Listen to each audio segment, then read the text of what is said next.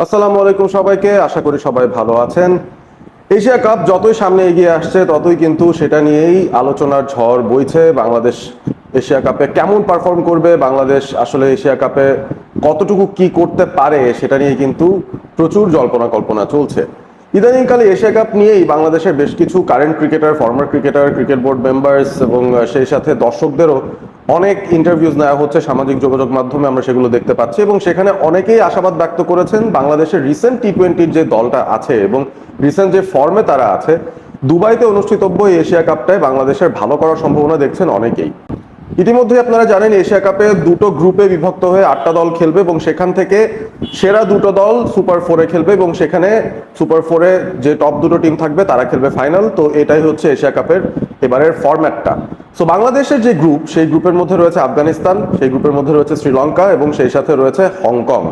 So এই 4টা টিমের মধ্যেই যে কোনো দুটো টিম সুপার ফোরে উঠবে। বাংলাদেশকে যদি সুপার ফোরে উঠতে হয় ডেফিনেটলি শ্রীলঙ্কা আফগানিস্তানের মধ্যে যে কোনো একটা টিমকে তো হারাতেই হবে এবং সেই সাথে হংকংকেও হারাতে হবে। দুটো ম্যাচ জিততে পারলেই সুপার ফোরে হয়তো বাংলাদেশ চলে যেতে পারবে এবং তারপর সুপার ফোরে পাকিস্তান কিংবা ইন্ডিয়া এই দলগুলোর সঙ্গে বাংলাদেশের হয়তো খেলতে হতে পারে।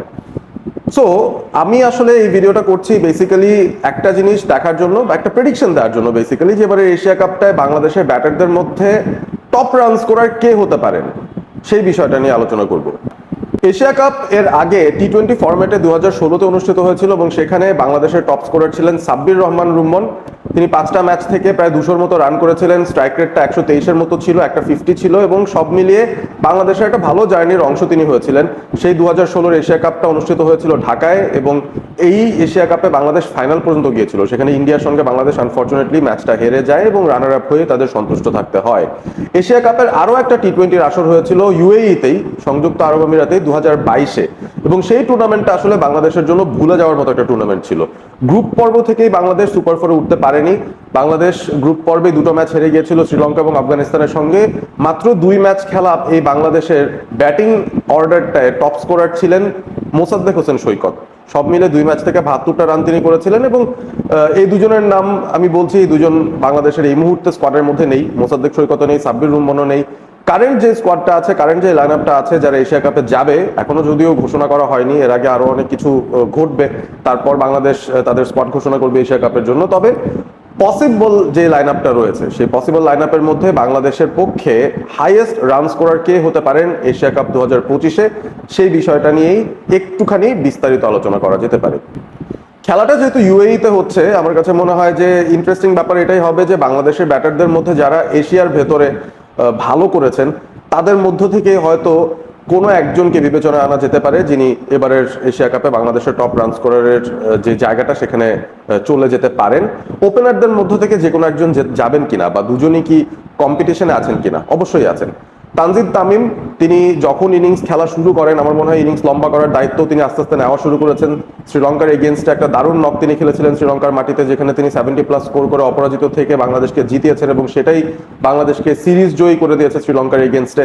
পারভেজ ইমনের পারফরমেন্স আমরা ইউএইতেই দেখেছি, সেখানে তাদের বিরুদ্ধে তিনি 100 পেয়েছেন, যেটা বাংলাদেশের পক্ষে দ্বিতীয় টি-20 ইন্টারন্যাশনাল সেঞ্চুরি এবং সেটা সবচেয়ে দ্রুততম সেঞ্চুরি ছিল। 50 অড বলসের মধ্যে তিনি সেই 100টা করেছেন। সুতরাং এই ধরনের বড় ইনিংস যদি রেগুলার বেসিসে আমাদের ওপেনাররা খেলতে পারেন, অবভিয়াসলি টপ রান স্কোরারের লিস্টে তারা উপরের দিকে চলে যেতে পারবেন। তবে একটা বিষয় আমি নোটিস করেছি, সেটা হচ্ছে খুব ইনকনসিস্টেন্ট তানজিদ তামিম এবং পারভেজ ইমন। ধরেন একটা ম্যাচে তারা একটা 100 রান পেয়ে গেলেন বা 70-80+ করলেন, পরের ম্যাচটায় সেটার ধারাবাহিকতা তারা রাখতে পারলেন না। অর্থাৎ পরের ম্যাচটাতে হয়তো প্রথম বলে আউট হয়ে গেলেন, কারণ তারা হাই রিস্ক ক্রিকেটটা খেলতে চান, পাওয়ার প্লের ভেতরে বিগ হিটিংটা করতে চান। এখনো পর্যন্ত কনসিস্টেন্সিটা তারা সেভাবে নিয়ে আসতে পারেননি, যদিও স্ট্রাইক রেটটা তাদের দারুণ। সো এই দুজনের মধ্যে যে কোনো একজন যদি টপ রান স্কোরার হয়ে যান, অবাক হওয়ার মতো কিছু থাকবে না। তবে আমার কাছে মনে হচ্ছে যেহেতু তারা এখনো পর্যন্ত ইনকনসিস্টেন্ট আছেন, বাংলাদেশ যদি সুপার ফোরে উঠেও যায় সব মিলিয়ে হয়তো 6টা ম্যাচ খেলার সুযোগ তারা পাবে বা 7টা ম্যাচ খেলার সুযোগ পাবে। সেই ক্ষেত্রে এই দুজনের মধ্যে যে কোনো একজনের টপ স্কোরার হওয়ার সম্ভাবনা রয়েছে। তাদেরকে মোটামুটি একটা টিক ক্যাটাগরিতে রেখে দিতে পারি যে হ্যাঁ, চান্স আছে, পারভেজ ইমনেরও চান্স আছে, তানজিদ তামিমেরও চান্স আছে। এরপরে লিটন কুমার দাস, তার কি সুযোগ রয়েছে কিনা। লিটন দাসও খানিকটা ইনকনসিস্টেন্ট বলা যায়। বাংলাদেশ যখন শ্রীলঙ্কা সফরে গিয়েছে সেখানে তিনি টপ রান স্কোরার হয়ে প্লেয়ার অফ দ্য সিরিজও হয়েছিলেন, 114 রান করেছেন 3 ম্যাচ থেকে। তবে আবার যখন পাকিস্তানের সঙ্গে বাংলাদেশ দেশের মাটিতে খেললো 3 ম্যাচের সিরিজ, সেখানে কিন্তু লিটন দাস আবারও ব্যর্থ হয়েছেন। সুতরাং তার কাছ থেকে কনসিস্টেন্টলি বড় রানটা আমরা আসলে এক্সপেক্ট করতে পারছি না, এবং সে কারণে আমার মনে হয় যে তিনি হয়তো টপ রান স্কোরার হবেন না বাংলাদেশের এবারের এশিয়া কাপে।